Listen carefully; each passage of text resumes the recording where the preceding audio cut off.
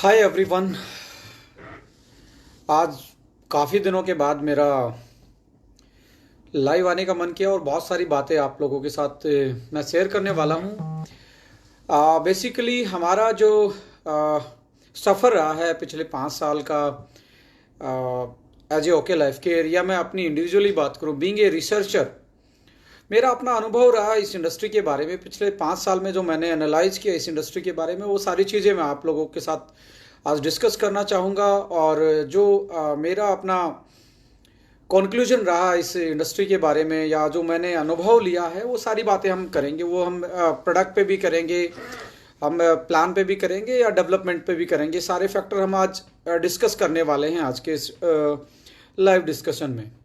और ये वीडियो हम किसी पर्टिकुलर चीज़ के लिए नहीं बना रहा, ये मेरा अपना एक्सपीरियंस है और अपने एक्सपीरियंस के माध्यम से ही मैं आप लोगों को ये शेयर करना चाहूँगा। देखिए, पिछले 5 साल इस इंडस्ट्री में मैंने बहुत अच्छे से, जिसको कहते हैं ना, बिल्कुल ज़मीन से जुड़ के भी, एक टॉप लेवल से भी, एक बिल्कुल बेस लेवल से भी इस इंडस्ट्री को मैंने जिया है, किया नहीं है, मतलब जिया है। और पिछले 10 दिन से भी मैं लगातार फील्ड में ही हूँ और मेरा मन किया कि आज आप लोगों के साथ कुछ चीज़ें शेयर की जाएं। जैसा कि आप जानते हैं कि डायरेक्ट सेलिंग इंडस्ट्री पिछले लगभग 60 से 70 साल से ये इंडस्ट्री चल रही है। और ये कॉन्सेप्ट कहीं ना कहीं बाहर डेवलप हुआ, यानी कि विदेशों में डेवलप हुआ। और पिछले 25-26 साल से इंडिया में ये कॉन्सेप्ट आया, और इंडिया में भी आज के दिन में, और हम 25 साल में देखें तो बहुत सारी डेवलपमेंट इस इंडस्ट्री में हुई है, बहुत सारे अचीवर पैदा हुए हैं। अब आज के सोशल मीडिया के ज़माने में, डिजिटल मीडिया के ज़माने में, बहुत सारे लोगों के अपने सोचने का तरीका है, हर किसी के कॉन्सेप्ट के बारे में, हर कोई कंपनी के बारे में, किसी के प्रोडक्ट के बारे में, या बिजनेस प्लान के बारे में। बट जब तक हम इसकी हिस्ट्री और इसके डेवलपमेंट को, इसके इवोल्यूशन को नहीं जानेंगे, कैसे ये इंडस्ट्री इवोल्व होके आई है पिछले 25 साल में, क्या क्या इसमें चीज़ें बदलाव आई हैं, और उसके पीछे रीजन क्या था, और वो क्यों ऐसी चीज़ें बदलाव में आई हैं। तो ये सारी चीज़ें जो मेरा अनुभव रहा है, जो मैंने पढ़ा है, सीखा है। देखिए, एज ए मैनेजमेंट भी मैंने इस इंडस्ट्री को देखा है, सीखा है, किया है। एज ए लीडर भी मैंने इस इंडस्ट्री को जिया है, देखा है, सीखा है। एज ए, जैसे वो बूथ लेवल का कार्यकर्ता होता है, वैसे भी मैंने इस इंडस्ट्री को जिया है। मैंने हर पहलू को इस इंडस्ट्री के जी के देखा है। तो उसी एक्सपीरियंस के माध्यम से मैं आप लोगों के साथ ये डिस्कस करना चाहूँगा। जैसे ही 25 साल से इंडस्ट्री इंडिया में आई, और बाहर की कंपनियां, यानी कि इंटरनेशनल कॉन्सेप्ट, जो आज भी बहुत अच्छे कॉन्सेप्ट हैं, और पहले भी कहीं ना कहीं 35 साल वो बाहर डेवलप करके 35 साल के बाद इंडिया में वो कंसेप्ट डेवलप हुए। आज भी वो अच्छी कंपनियां लाइक एमवे है, हर्बल लाइफ है, एफएलपी है, सो मैनी कंपनियां जो अच्छी तरीके से डायरेक्ट सेलिंग इंडस्ट्री में कहीं ना कहीं इसको आगे बढ़ाने का काम कर रही हैं। और इनके बावजूद एक दूसरा सेगमेंट है, जो कि इंडियन डायरेक्ट सेलिंग की कंपनियां, जो हमारी भारतीय कंपनियां हैं। इन सभी के बीच में मैं कि कौन कैसे इवोल्व हुई, कैसे कैसे मार्केट में प्रभाव डाला, इनके मैं थोड़ा सा प्रकाश डालना चाहूँगा कि आप लोगों का भी उसमें एक कनेक्टिविटी आए। देखिए, इंटरनेशनली कंपनियों में आप देखेंगे तो बेसिकली मैक्सिमम जो कंपनियां हैं, प्रोडक्ट ड्रिवन कॉन्सेप्ट हैं। Institute of the distribution plan या बिजनेस प्लान ड्रिवन उन कॉन्सेप्टों में नहीं ज़्यादा तवज्जो दी जाता। ओनली प्रोडक्ट के पीछे ही सारी ट्रेनिंग, सारी चीज़ें डेवलप होती हैं वहाँ पे। अब आप एमवे की बात करें तो पहले दिमाग में न्यूट्रीलाइट दिमाग में आता है, या उनका आर्टिस्ट्री दिमाग में आता है, एफएलपी को दिमाग में आता है, एलोवेरा दिमाग में आता है। यदि हम बात करें हर्बल लाइफ, तो दिमाग में आता है वेट मैनेजमेंट का। ओरिफ्लेम की बात करें तो दिमाग में आ रहा है कहीं ना कहीं पर्सनल केयर के प्रोडक्ट। इन 4-5 कंपनी जो इंडिया में बहुत बेहतरीन तरीके से काम कर रही हैं पिछले लंबे अरसे से, तो इनको सोचते ही दिमाग में ये आता है कि इनके प्रोडक्ट याद आती है, इनकी कोई कॉन्सेप्ट, जैसे हर्बल लाइफ की वेट मैनेजमेंट की कॉन्सेप्ट याद आती है। तो इसका मतलब ये है कि ये पिछले 50 साल से, 40 साल से, 30 साल से, 25 साल से मार्केट में हैं। तो ये इनका नाम लेते ही प्रोडक्ट याद आ रहा। तो इसका मतलब है कि ये जो वर्ल्ड वाइड जो इंडस्ट्री, जो स्टेबलाइज इंडस्ट्री, जो बेहतरीन इंडस्ट्री मानी जाती है, वो प्रोडक्ट ड्रिवन ही स्टेबल मानी जाती है, ना कि प्लान ड्रिवन को स्टेबल मानी जाती है। मेरा पॉइंट ऑफ व्यू, अपने अपने मत हो सकते हैं इसमें। अब जब मैं इंडियन डायरेक्ट सेलिंग में देखता हूं तो जिस भी कंपनी का आप पहले ब्रेन में सोचेंगे, जो बहुत अच्छी कंपनियां हैं इंडिया में, ऐसा नहीं है कि आज हम एज ए कॉम्पिटिटर बात करें, एज ए फ्री लॉन्चर हम भी बात करें तो बहुत अच्छी अच्छी कंपनियां हैं। बट जब भी इंडियन डायरेक्ट सेलिंग कंपनियों का नाम आता है तो कहीं ना कहीं लीडरशिप और प्लान ड्रिवन कॉन्सेप्ट दिमाग में आता है। कहीं ना कहीं अपार्ट फ्रॉम द प्रोडक्ट वो सारी चीज़ें दिमाग में आती हैं। प्रोडक्ट के अलावा वो जो जितने भी पहलू इस इंडस्ट्री के वो डेवलप वो हमारे दिमाग में आते हैं। देखिए, इंटरनेशनल कंपनियों के पास जब इंडिया में आए, उनके पास अच्छी पैकेजिंग थी, अच्छी क्वालिटी के प्रोडक्ट थे, उनके पास अच्छी एजुकेशन थी, अच्छी मैनेजमेंट थी और अच्छा खासा एक कैपिटल था जिसको इन्वेस्ट करके वो इंफ्रास्ट्रक्चर डेवलप कर सकते थे और उन्होंने बखूबी किया भी। पर कहीं ना कहीं वो स्ट्रगल कर रहे थे कि उनके पास जो प्रोडक्ट का बास्केट था वो हेल्थ प्रोडक्ट का बास्केट ज़्यादा था और छोटा मोटा पर्सनल केयर का प्रोडक्ट बास्केट था। तो इंडिया में 8, 10, 15, 20 प्रोडक्ट से ज़्यादा उन्होंने कभी तवज्जो दी नहीं। और इन्हीं चीज़ों की वजह से, यानी कि बास्केट में कम प्रोडक्ट थे और ओनली हेल्थ के प्रोडक्ट थे। और इंडिया में आज भी हेल्थ अवेयरनेस कहीं ना कहीं उस लेवल का नहीं। आज भी हम मल्टीविटामिन्स को, मिनरल्स की टैबलेट को, कैप्सूल्स को, हेल्थ सप्लीमेंट को आज भी हम लोग गाँव के यदि लेवल पे देखें तो आज भी इनको हम मेडिसिनल टाइप की चीज़ें मानते हैं।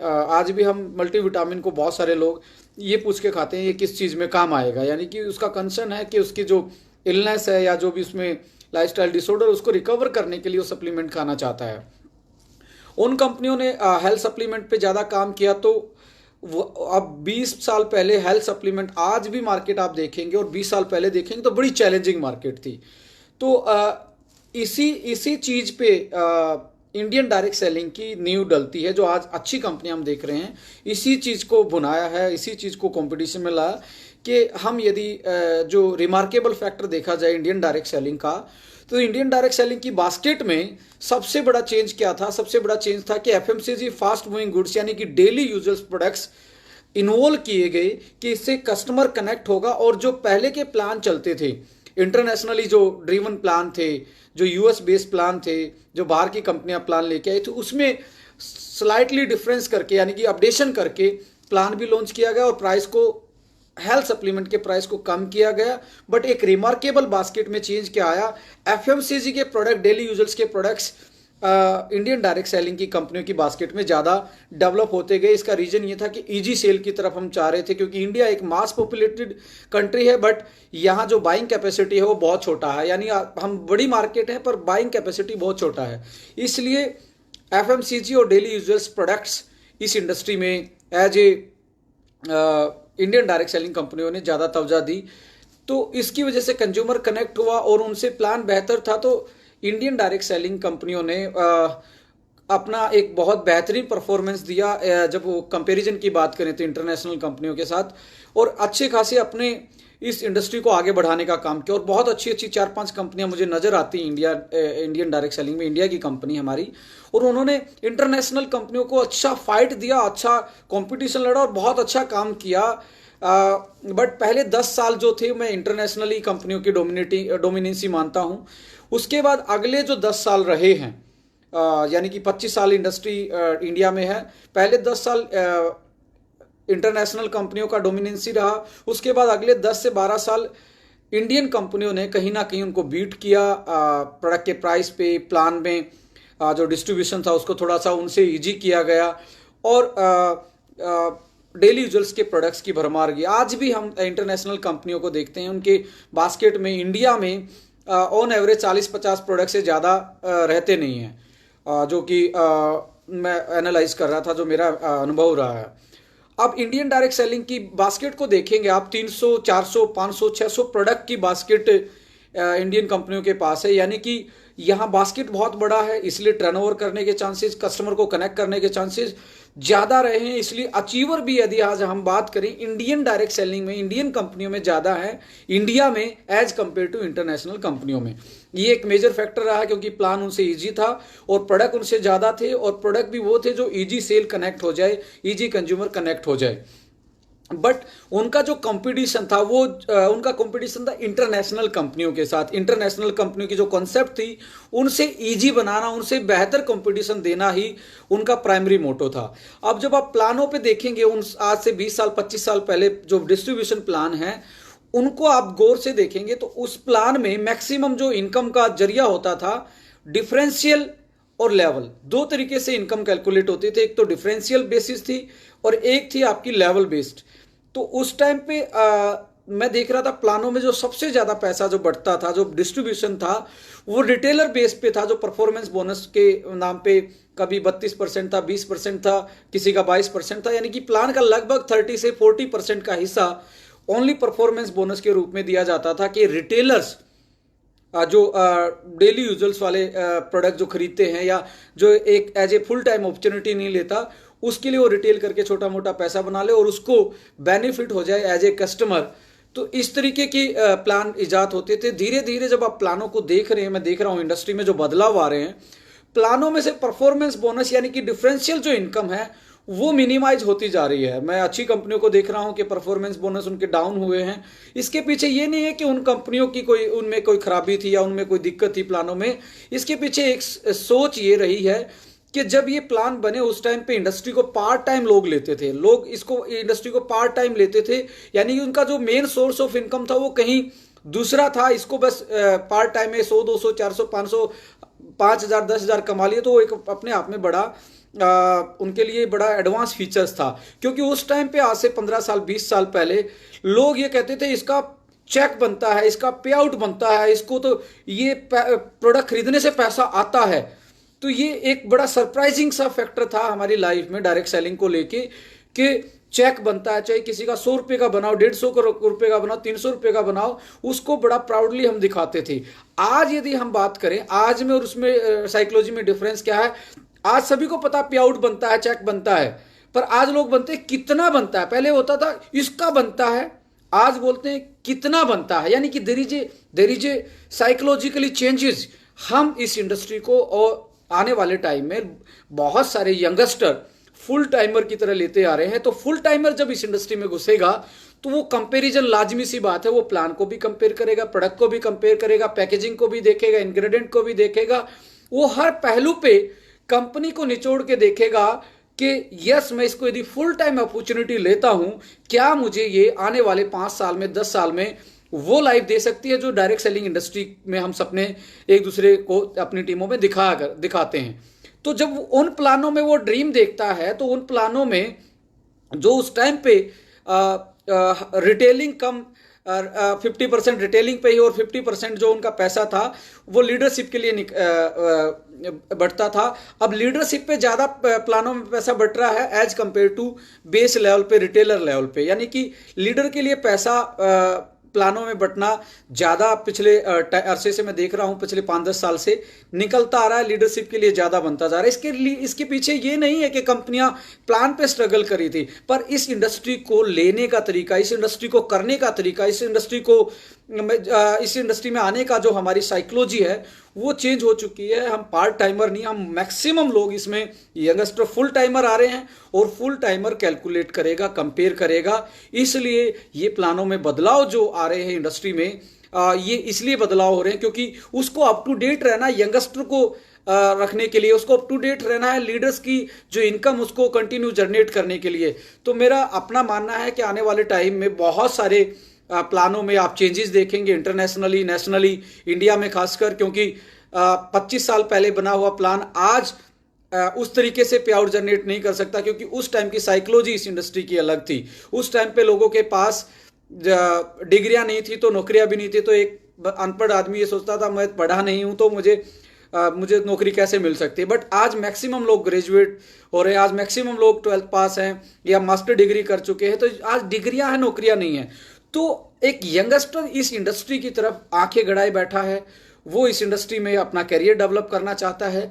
तो उसके लिए आज हमारा जो डिस्ट्रीब्यूशन सिस्टम है वो आज वैसा नहीं होना चाहिए कि पहले बोला जाता था कि 2 साल, 3 साल, 4 साल लगेंगे इसमें पैर गड़ाने के लिए। आज उसको चाहिए कि फास्ट इनकम चाहिए, जल्दी इनकम चाहिए, 3 महीने 6 महीने में वो ऐसी इनकम चाहता है जिससे उसका लाइफस्टाइल स्टार्ट हो जाए, उसका लाइफस्टाइल मतलब उसका घर चलना स्टार्ट हो जाए, उसका जो बेसिक लाइफस्टाइल वो मेंटेन हो जाए। वो 3 साल का वेट नहीं कर सकता। इसलिए जब मैं इस बात के लिए ओके लाइफ केयर या अदर जो कंपनियां हैं जो 2 लाख के डेप्थ प्लान लेके आई, जहां पे अनलिमिटेड डेप्थ की बात की, यानी कि रियल टाइम मल्टीप्लिकेशन की बात की, ये कोई कंपनियों ने नहीं किया है। ये उस टाइम की सोच थी, उस टाइम पे लोगों की जरूरत ये थी, इसलिए वो 6 महीने में या 9 महीने में अपनी इनकम ऐसी कर पाए, 25,000, 30,000, 40,000, 50,000 वहां पे पहुंच जाए। इसलिए इन प्लानों में ये चीजें देखने को मिली हैं। उस टाइम पे ये चेंज आया है। तो अब इंडस्ट्री, चाहे ये ओके लाइफ केयर ने स्टार्ट किया हो 2 लाख का जनरेशन प्लान, या अदर कंपनियों ने कॉपी करें या इसको फॉलो करने की बात की, उन्होंने कहीं ना कहीं एक इस इंडस्ट्री में एक विचारधारा डेवलप की है। वो विचारधारा ये है कि आने वाले टाइमों में जो डिफरेंशियल सिस्टम है और जो लेवल है वो कहीं ना कहीं रिस्ट्रिक्ट होगा, वो कहीं ना कहीं सिकुड़ेगा, और लीडरशिप के लिए अनलिमिटेड डेप्थ की तरफ लोग बढ़ेंगे। ये मेरा अपना आकलन है, हो सकता है बहुत सारे लोगों को इस पे मतभेद हो सकता है, पर मेरा अपना आकलन है। बीइंग ए रिसर्चर, मैं कुछ डाटा और फैक्ट्स को समझ के, एक जो इंडस्ट्री में पिछले 5 साल से मेरी ऑब्जर्वेशन रही, उनको देख के मैं बता रहा हूं कि आने वाले टाइम में मेरा मानना है कि डिफरेंशियल सिस्टम है और अपना लेवल जो सिस्टम है वो कहीं ना कहीं सिकुड़ेगा, और जो प्लान है वो कहीं ना कहीं इन फेवर ऑफ लीडरशिप के बनेंगे, जिससे वो जल्दी अपनी इनकम को ग्रैब कर पाएं, जल्दी वो एक छोटे टर्नओवर में भी कंपनी का डिस्ट्रीब्यूशन का हिस्सा बन पाएं, मैक्सिमम डिस्ट्रीब्यूशन में अपना कंट्रीब्यूशन ले पाएं। तो कहने का मतलब यह है कि प्लानों में जो चेंज आ रहा है, प्लान जो जिस साइड प्लान जा रहे हैं, आप उसकी मूवमेंट देखेंगे डिस्ट्रीब्यूशन सिस्टम की डायरेक्ट सेलिंग में, वो जा रही है लीडरशिप की तरफ और फास्ट इनकम की तरफ। वो जा रही है सस्टेनेबिलिटी की तरफ कि मैं भी कमाऊं और मेरी टीम भी कमाए। वो तभी पॉसिबल है जब आपका लेवल का कोई ना कोई अल्टरनेट तरीका निकाला जाए। बहुत सारे इंडस्ट्री के एक्सपर्ट है, मैं तो प्रोडक्ट का एक्सपर्ट हूं, बट वो कहीं ना कहीं बहुत सारे लोग प्लानों के बहुत एक्सपर्ट हैं, वो कहीं ना कहीं तरीका ईजाद ही कर रहे हैं। और बहुत सारी कंपनियां आ रही हैं जो कहीं ना कहीं लेवल के जहर को, मैं इसको जहर इसलिए बोल रहा हूं क्योंकि आज वो इस इंडस्ट्री में कहीं ना कहीं फीका पड़ा है। उससे इनकम ऊपर वाले पे और नीचे वाले पे जो डिस्ट्रीब्यूशन वो अनइक्वल टाइप का हो गया है। उसकी वजह से आज वो प्लानों में लेवल कहीं ना कहीं एक जहर बन के उभरा है।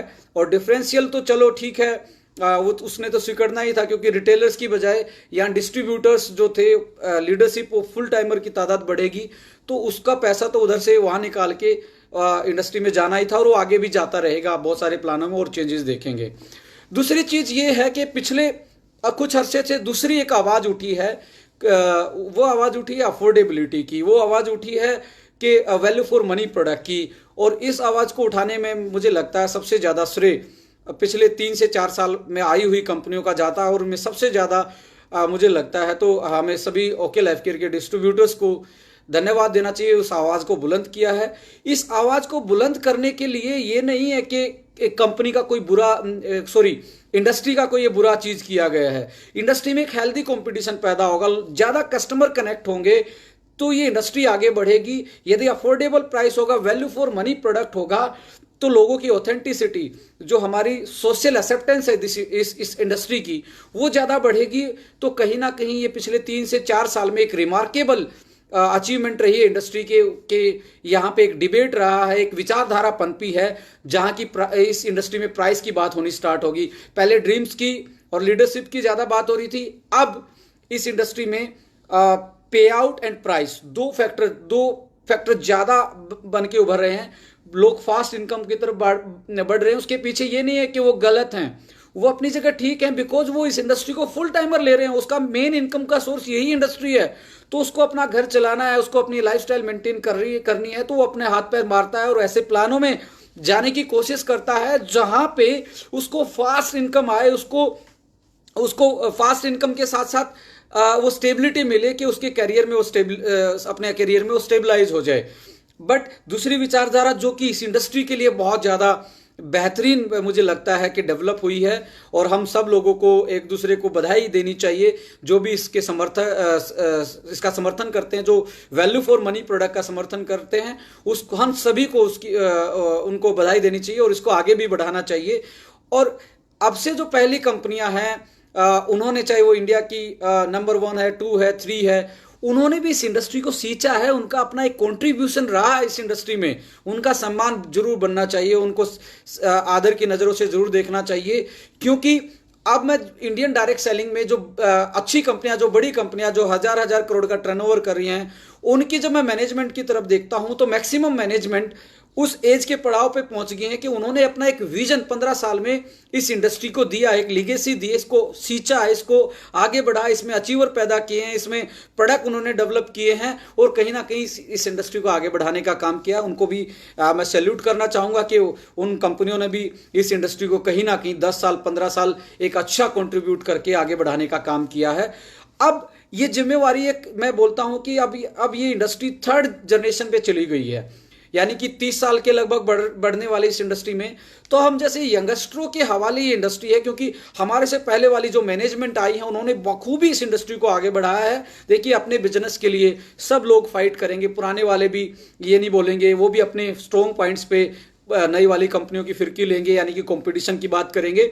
पर ये पक्का है कि हर कंपनी का एक पीक टाइम होता है, एक सैचुरेशन टाइम होता है, 10 साल 15 साल। उसके बाद वो ऐसा नहीं है कि खत्म हो जाएगी, बंद हो जाएगी, पर उसकी जो ग्रोथ है एज कंपेयर टू जो इंडस्ट्री की ग्रोथ है उससे कहीं ना कहीं कम हो जाती है।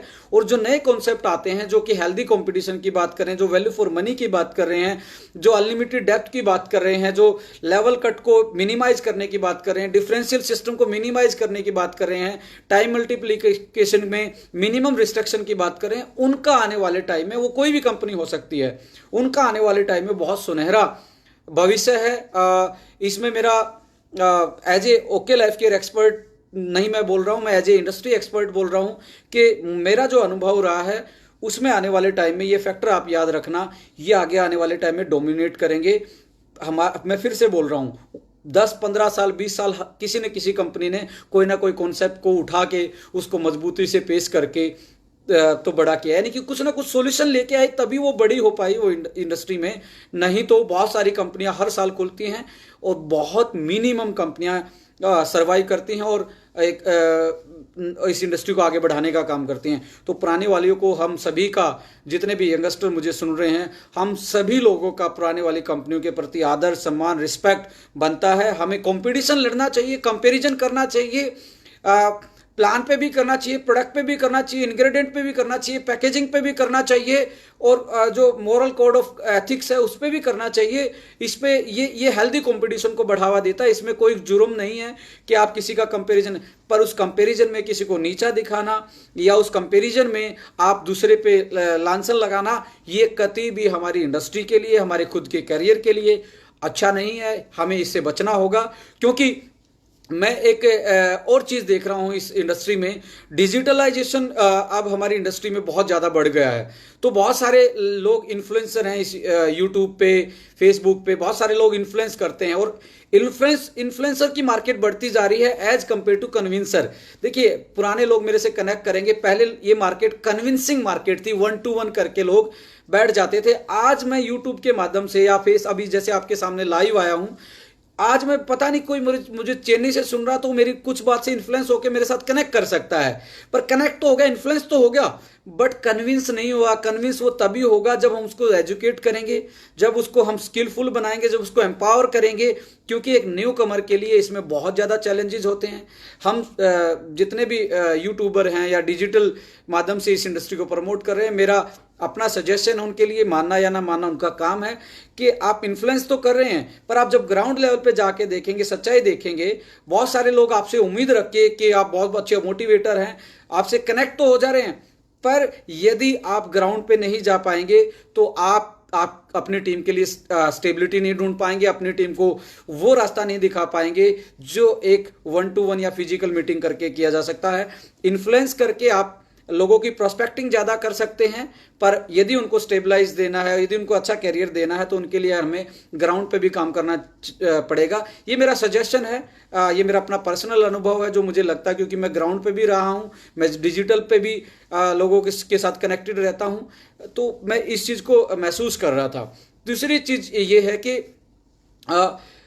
यदि मैं ओके लाइफ केयर की बात करूँगा, यहाँ पे ओके लाइफ केयर ने विचारधारा डेवलप की है जो कि इस इंडस्ट्री को मजबूती देने वाली। वो विचारधारा थी affordable price value for money product की। वो विचारधारा थी कि एक यंगस्टर जो पढ़ा लिखा है, यंग लड़का है, जो 3 साल 2.5 साल डिफरेंशियल सिस्टम में या लेवल प्लान में जो लगता है एक नेचुरल तरीके से उनको बिल्ड करने में, उसको वो वहां पे कंफर्टेबल फील नहीं कर रहा था। उसको एक रास्ता दिखाया कि यस, ऐसे प्लान भी हो सकता है, ऐसा वे ऑफ डिस्ट्रीब्यूशन भी हो सकता है। और हो सकता है कि हमारे अंदर कोई कमी रही हो, या हो सकता है आपका हमारे प्लान को देखने का नजरिए में कोई आपकी कैलकुलेशन में कोई कमी रही हो, बट हमने एक शुरुआत की। हमने इस इंडस्ट्री में एक नए तौर तरीके की बात की, एक नई तरीके की रिवॉल्यूशन की बात की, जो कि कहीं ना कहीं इंडस्ट्री को आगे लेके जा रहा है। इंडस्ट्री की एक नई सोच डेवलप हो रही है, एक नया इंफ्रास्ट्रक्चर डेवलप हो रहा है, एक नए तरीके का विचारधारा के साथ लोगों की कार्य प्रणाली में चेंजेस आ रहे हैं। तो हर कोई ना कोई कंपनी अपने एक विचारधारा पेश करती है, अपने एक यूएसपी ड्रिवन करती है।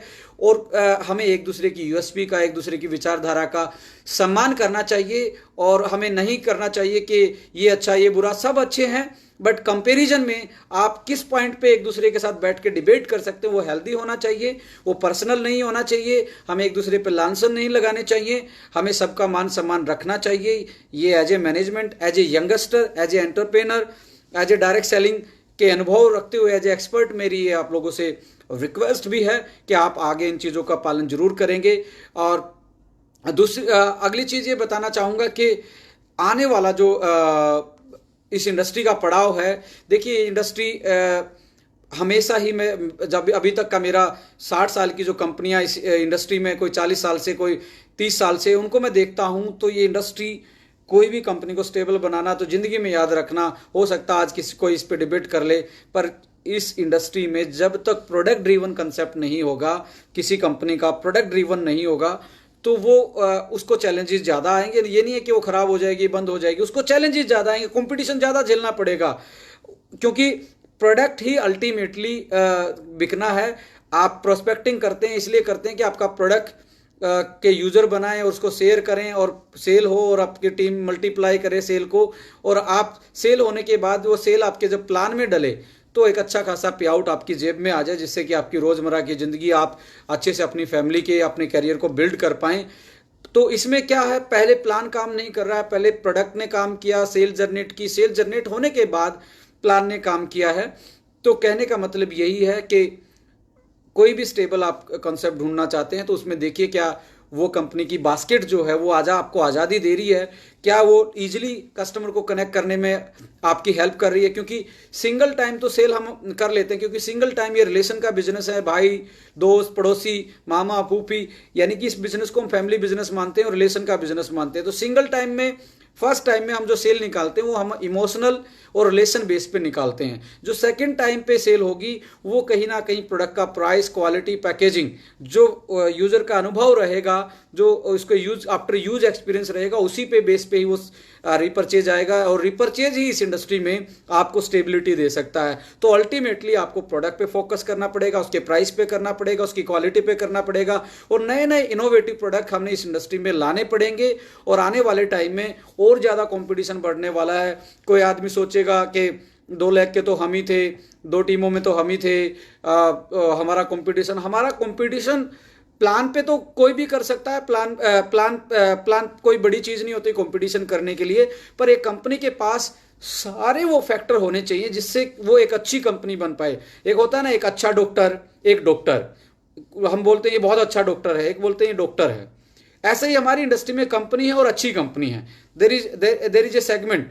तो अच्छी कंपनी बनना है तो आपको प्रोडक्ट वो सबसे पहले आपने देखना पड़ेगा कि आप किस तरह के प्रोडक्ट ला रहे हो, आपकी कंट्री की जो परचेज कैपेसिटी है, बाइंग कैपेसिटी है, या जो किस टाइप के प्रोडक्ट आप लेके आ रहे हैं कि लोगों की वो नीड्स के कितने हैं और किस रेंज में लेके आ रहे हो और कैसी उनकी क्वालिटी रहेगी।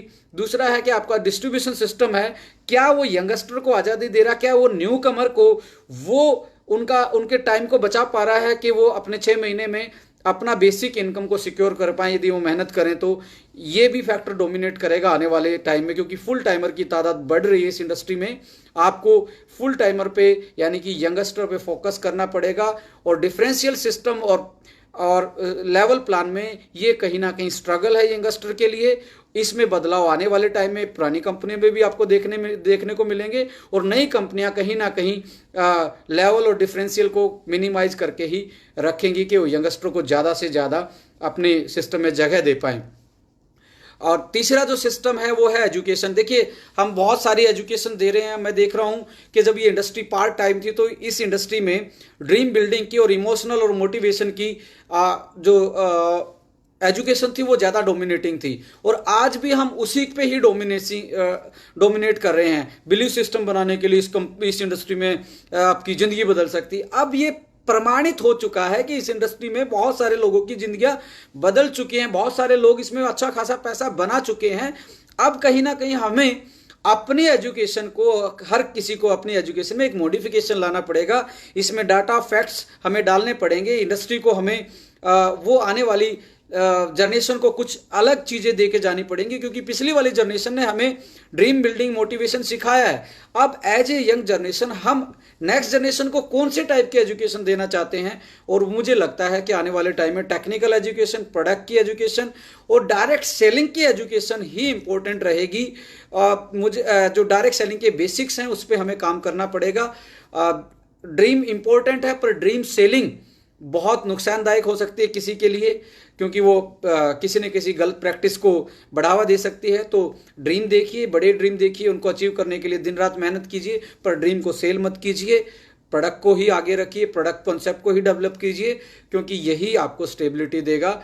तो मेरे विचारों में यही है कि आने वाले टाइम में इस इंडस्ट्री में जिस तरीके के कॉन्सेप्ट जो डेवलप होते जा रहे हैं उनके आधार पे ही, या अभी तक का जो मेरा एक्सपीरियंस रहा उनके आधार पे ही मैंने ये सारी बातें कही। और यदि मेरी बात से किसी भी आदमी को ये लगता है मतभेद है, तो या किसी को सती पहुंची है, या किसी को इमोशनल ये लगा है कि कोई मेरा पॉइंट गलत है, तो मैं उससे पहले ही एडवांस में बोलना चाहता हूँ, ये मेरा खुद का एक्सपीरियंस है, ये मैं थोप नहीं रहा। यू कैन एक्सेप्ट और नॉट, बट मेरा कोई पर्सनल इसमें मैटर नहीं है। सो मैं आप लोगों को फिर से यही रिक्वेस्ट करना चाहूँगा, जितने भी डायरेक्ट सेलर्स हैं, जितने भी एंटरप्रेनर इस इंडस्ट्री में हैं, जितने भी यंगस्टर, चाहे वो किसी भी प्लेटफॉर्म के मुझे सुन रहे हैं, मैं आपसे सबसे यही रिक्वेस्ट करना चाहूँगा, हेल्दी कंपटीशन लड़िए, प्राइस कंपेयर कर लीजिए, प्लान में इनकम कंपेयर कर लीजिए, कैलकुलेट कर लीजिए, ये हेल्दी कंपटीशन है। पर एक दूसरे पे लांछन लगाना है, दूसरे को गलत बताना, मेरा सही, इसका सही, उसका सही, इसका सही, ये गलत प्रैक्टिसेस हैं। ये ना तो हमें आगे बढ़ने देंगी, ना इस इंडस्ट्री को आगे बढ़ाएंगे। सो ध्यान रखें, एक दूसरे का रिस्पेक्ट करें। थैंक यू सो मच मुझे सुनने के लिए। फिर कभी कोई मन में ख्यालात आएंगे तो आप लोगों के साथ जरूर शेयर करूँगा। Thank you so much. जय हिंद, जय भारत।